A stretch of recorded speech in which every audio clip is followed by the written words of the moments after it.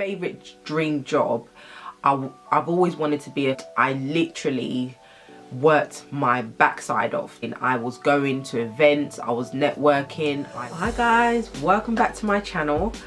Now I know it's been a while since I did a last video, and I'd like to apologize for that. Now, as you can see from the title, I've decided to talk about why and possibly how I managed to quit my 9-to-5 and basically work full-time on my handmade business. If you're new to my channel, thank you so much for joining me today. I come on and talk about weekly tips, tricks and advice on how to succeed in your handmade business. Right, so where do I start? So I basically worked in a local authority here in the UK, and I started working there in 2005, I believe. I'll go back a step actually.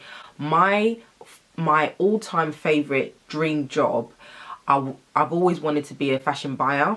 I always wanted to be a fashion buyer, and I literally worked my backside off to get a job in fashion buying. And it was also kind of merchandising, things like that. But I wanted to source clothing and basically put it out into stores, into mainstream stores. So I really tried my hardest to get a job in fashion buying. So I went on so many different courses just to have experience in buying. And I also went on so many different interviews, made sure I had a portfolio of work that I did back in my fashion school. I'll put a link above on that video where I talked about how I went to London College of Fashion. Yeah, I literally went full blown wanting to focus on this job. And yeah, it took me, I'd say I worked trying to get this job for about a year. And by that time, my husband and I, well, my kind of fiance back then, we had moved out together, and we were actually living in our own home. We had a mortgage to pay. So after about a year of searching and going on interviews and failing and not getting this dream job, my husband said, right, Lisa, I think it's time to get a job that's going to start paying these bills, because I can't do it on my own. So I said, okay then. So fast forward. So yeah, I got another job in local authority, and I worked there for at least 10 years.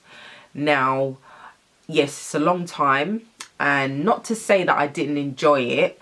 It was an experience, and I worked in a cubicle, well, an open plan office, and I had my own desk and everything else.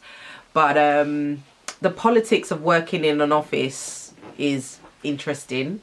But yeah, I managed to secure a permanent position there for 10 years. I had my 3 children there. Well, whilst I was working, I was able to get full maternity pay when I went on maternity leave.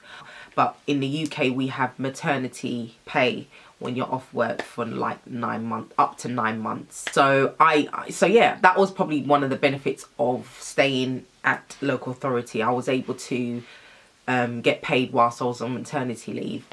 So yeah, I worked there for 10 years, had my children, and I think after my last child, I was on maternity leave, and I really started to feel quite depressed. And whilst I was working at that job at the time, on the side I was doing loads of social media. I was working on my business. I was doing all these things on the side, like, so I'll go to markets on weekends. I'll be getting up early, like 5 o'clock in the morning, to make notebooks. I was going to bed late, about 2 o'clock in the morning, making notebooks at the time. I was literally hustling. I was going to events, I was networking, I was just doing the most. I was actually doing a lot to get this thing going. I didn't know how I was going to do it. I just knew that it was something that was a passion of mine, and I knew that my 9-to-5 wasn't my forever job. So yeah, I literally would, you know, sometimes send a few emails. I'd sometimes update my Facebook status at the time. I would, you know, check messages. I was doing so much stuff on the side, obviously, because I was running my business on the side. Even at lunchtimes, I remember I'd get orders for notebooks. So at lunchtimes, I'd go to the post office and post my notebooks there, come back, eat my lunch at my desk. I was doing the most. I was really trying to move this thing. And I said, no, this can't be it for me. So looking back at it now, I'm so glad that I did. And when these entrepreneurs, they talk about doing work on the side, work on your business on the side, really, you need to do that, because when I left my job at the time, I wouldn't have had anything to kind of hold on to, anything tangible. So I'm glad I actually worked on the side doing all these little bits and pieces to support my business at the time. So what happened was, when I was on maternity leave for my third child, the local authority, they actually sent an email out to everyone stating that they're going to give everybody redundancies. Now, I was like, wow, this could be an opportunity for me to jump ship and to leave, and to also take redundancy pay packet. Plus, on top of that, they actually gave an enhanced pay as well. So they were actually giving an extra amount just so that people would leave. I think they were doing a big major restructure. They wanted to get rid of so many people so they could save a lot more money. So obviously, talking through back and forth with my husband, we moved house, so we were further away from where we used to live. Commuting would be obviously a factor I'd put into my traveling. I'd have to look into childcare because my last child was obviously gonna have to go into nursery full time. So we just decided, let's just go for it. I would leave my job and become a stay-at-home mum, but also work on my business at full time. And I never forget, during the time I was working in that office job, I always kept saying to myself, this is not the end for me. And for some reason, I kind of put it out there, and I said to myself, one day I'm going to work on my business full time. And I couldn't believe it actually happened. It actually worked.